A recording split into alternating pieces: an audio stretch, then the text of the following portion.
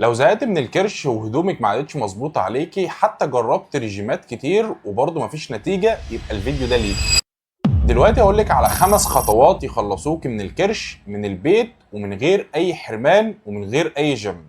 الخطوة الأولى وهي المشي. امشي كل يوم 20 دقيقة على الأقل. المشي هو أفضل حاجة ممكن تخلصك من الدهون اللي حوالين بطنك. مش لازم تجري خالص، على الأقل امشي 20 دقيقة مشي بس بخطوة سريعة. امشي في البيت، امشي في الشارع، المهم انك تمشي في اليوم 20 دقيقة على الأقل.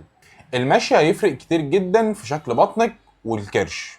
الخطوة رقم 2، اشربي مية كتير. اشربي مية فوق مما تتخيلي.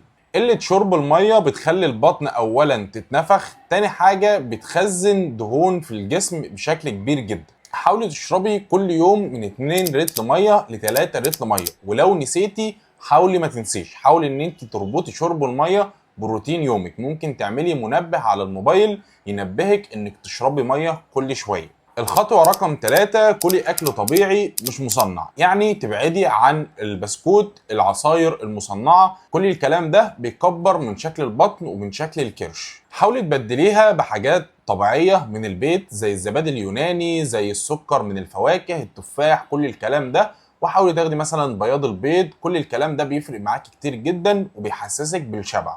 الخطوة رقم 4، انك تحاولي تتمرني شوية بطن في البيت على الاقل. مش شرط تتمرني 30 دقيقة، بس ممكن تتمرني تمرين الكرانش، ممكن تتمرني تمرين البلانك، وممكن تتمرني تمرين رفع الرجلين 10 عدات. هتعمليهم كل يوم 3 مرات ورا بعض في 15 عدة او 20 عدة او 20 ثانية، وهتشوفي الفرق في اول اسبوع. الخطوه الخامسه والاخيره، نامي بدري على الاقل حتى لو ساعه. الناس فعلا مش مصدقه ان النوم هو الحاجه الاساسيه في حرق الدهون، بس الحقيقه ان قله النوم بتعلي من هرمون التوتر، وده المسؤول عن تخزين الدهون حوالين البطن. نامي من 7 ساعات ل 8 ساعات في اليوم، وحاولي تناميهم بدري على قد ما تقدري. خليكي عارفه ان مفيش كرش بيروح في يوم وليله، بس لو بدات النهارده جسمك هيقولك شكرا بعد تاني اسبوع.